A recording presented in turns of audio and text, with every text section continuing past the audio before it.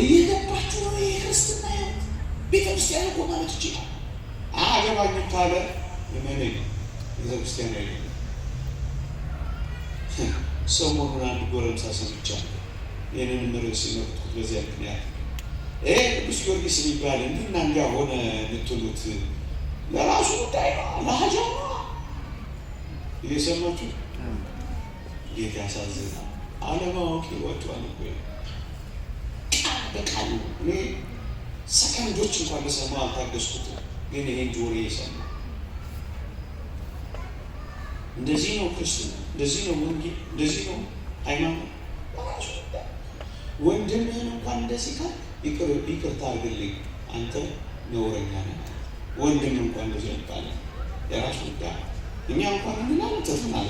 ስንት ዓመታችን ከተው ነው ቤተክርስቲያን መተን ከተው ውስጥ ይሄ ቃል ለሀጃው አይደለም አይደለም። ምን ያደርግልኛል አያስፈልግም አይደለም። አብረን ለዚህ እኮ ነው አብረን ደስ ይለናል። አብረን አንዱ ራሳችን ነው። በሞቴ ከኔ የሰውነት ሕዋሳት አንዱን ብታደርቁልኝ ደስ ይለኛል፣ ይከፋኛል። ጮቤ መምረጠው አቤት አይኑ ያማረ እንደሆነ ብትሉ ሳቡረ ጠርጣለ እንደመገኝ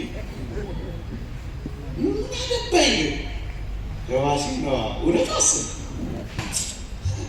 የቤተ ክርስቲያን አንዱ ብልቷ ሲከብር ቢድል ሲያደርግ እልል ካላለ ካኮረፈ ምን ወንድም ነው ይሄ? እመኑኝ በክርስቶስ ስም የመጣች አካላይ ናት እንደዚህ የምትለው። ይህም በምሳሌ ባስረዳ ነገሩ በጣም ግልጽ ይሆንላቸዋል። እርግጥ አታውቁትም ብዬ አይደለም ማወራ፣ ግን ለምስክርነት ያህል ኃይሌ ገብረስላሴ ከ27 እና 28 ሪከርዶች በላይ ሰሯል። ብዙ ማራቶን ሩጫዎችን አሸንፏል። ብዙ ትራኮችን ድል አድርጓል። ኃይሌ ድል ሲያደርግ ከፍቷችሁ ነበር? ለሀጃው ነው ብላችኋል? ቁጭ ብድግ አላለም። ለኃይሌ ብቻ ነው። ኢትዮጵያ የምትባል ሀገር ተሸክሞ ነው። እውነት አስብ። እንኳን ቀላል ምሳሌ አይገባቸው። ሲያለቅስ አልቅሰናል። እውነት አስብ። የእናንተን አላውቅም። ያንሽ መሮጥ አቅቶት ኋላ ሲል ልቤ ከእሱ ጋር ቀርቷል። እውነት አስብ። እውነት ለሀጃው ነው። እኔ ይወክላል አገር። እውነት አስብ።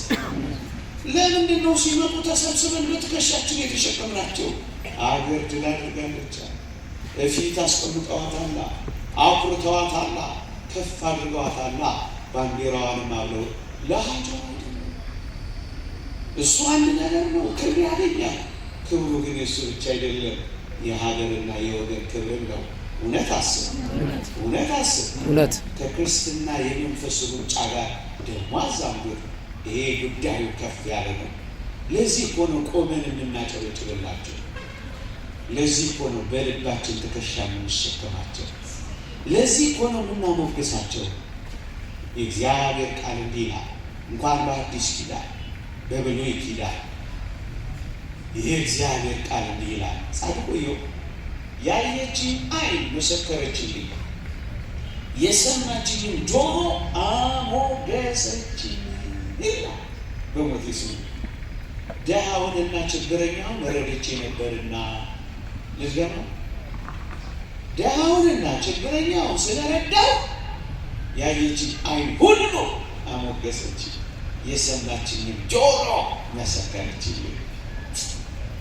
ክርስቲያኖች ወንጌልን የሰበኩ፣ ተጋድሎን ያሳዩ፣ መንፈሳዊ ድል ማድረግን ያስተማሩ፣ የነፍስ ረሃባችንን ያጠገቡን ወንጌልን ሰብከው ሰናይ ገሪሆሙ ለእለ ይዜንኡ ሰናይ ዜና፣ የምስራችን የሚያወሩ እግሮቻቸው እንዴት ያማሩ ናቸው እንዳለ በእግሮቻቸው በረው ሸሆናቸው እስኪነቀል ድረስ ተግተው ሌሊቱን እንቅልፍ አጥተው እየተጋደሉልን ያሉትን ቆመን እናሞግሳቸዋለን። ቤተ ክርስቲያን ማለት ይቺ ናት።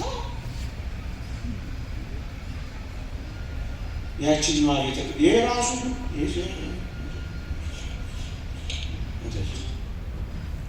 በቤተ ክርስቲያን አንዱ ስለ አንዱ ነው የሚኖረው። ፍቅር እንዲህ ነው የሚያስተሳስረው። ክርስቶስ ለኛ እንደኖረ ክርስቶሳውያን ክርስቶስን የሚመስሉት ለሌላው መኖር ሲጀምሩ ነው ወገኖቼ። ለሃጃው ነው አይባልም እንዴ?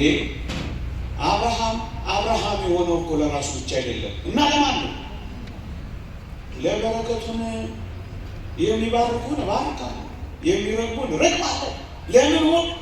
ለእስራኤል በረከቱ አንድ አብርሃም እባክህ ቃል ኪዳን የገባለትን አብርሃምን አስበው፣ ይስሐቅን አስበው፣ ያዕቆብን አስበው ሲሉ ምር ያለው ለሃጃው አይደለም አንተ እናስ ለእስራኤል ሁሉ የተረፈው እንኳን በአዲስ ኪዳን በብሉይ ኪዳን የዮሴፍ መልካምነት፣ የዮሴፍ ደግነት፣ የዮሴፍ ንጽሕና ለራሱ ብቻ ይመስላል አይደለም እና ለማን ነው?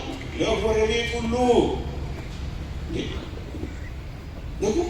እና ለራሱ ያውፋል፣ ይሻገራል። ይህንን ማሳያ ውስጣችሁ ቀላል ማሳያ የቅዱሳን ሐዋርያት የነፍሳቸው ቅድስና ለሥጋቸው፣ የሥጋቸው ቅድስና ለጨርቃቸው፣ የጨርቃቸው ቅድስና ለጥላቸው ሆኖ በሚሄዱበት መንገድ ሁሉ የታመሙትን እያስቀመጡ ጥላቸው ይፈውስ ነበር። እውነት አሰብ ለእነሱ ብቻ ነው፣ ለራሳቸው ጉዳይ ነው። ለእኛ ሁሉ ነው የሚተርፉ፣ አፈሩ ሁሉ ነው የሚተርፉ። ጥላቸው ሁሉ ጨርቃቸውን እየቆራረጡ ልብሳቸውን ባዶ እስኪያደርጉ ድረስ ለሰው ሁሉ ነው የሚተርፉት። አንተ ለሰው ሁሉ በምን ቋንቋ እናስረዳቸው? አንተ እንደዚች አይነት ቤተክርስቲያን ነች። እመኑ፣ ይሄ የእግዚአብሔር ቃል ቅዱሳንን ይሳደብ ዘንድ አፍ ተሰጠው የተባለው የአውሬው መንፈስ በክርስቶስ ስም የመጣ የአውሬው መንፈስ ሌላ ምንም የሌላቸው አስመሳይ መንፈስ፣ በጣም አደገኛ መንፈስ ነው። በጣም አደገኛ መንፈስ እና ለራሱ ጉዳይ እንደዚህ ያባል እኛም ቋንቋውን ስንሰራበት ይህን እግዚአብሔርን ቃል አስደግፌ ማሳይና ትምህርት የለጠቅለል እየሰማችሁ እዛው ቅድም የሰጧችሁ አንደኛ ቆሮንቶስ መልእክት ምዕራፍ 12 ቁጥር 21 ላይ አንድ ቃል ታገኛላችሁ። ምንም አይ እጅን ጆሮ እግሬን አታስፈልገኝም ሊለው አይችልም ይላል። አንዱን ብልት ምን ሊለው አይችልም? አታስፈልገኝም። እንዴት ያለ ገባል! ምን ታደርግልኛለህ? ለራሱ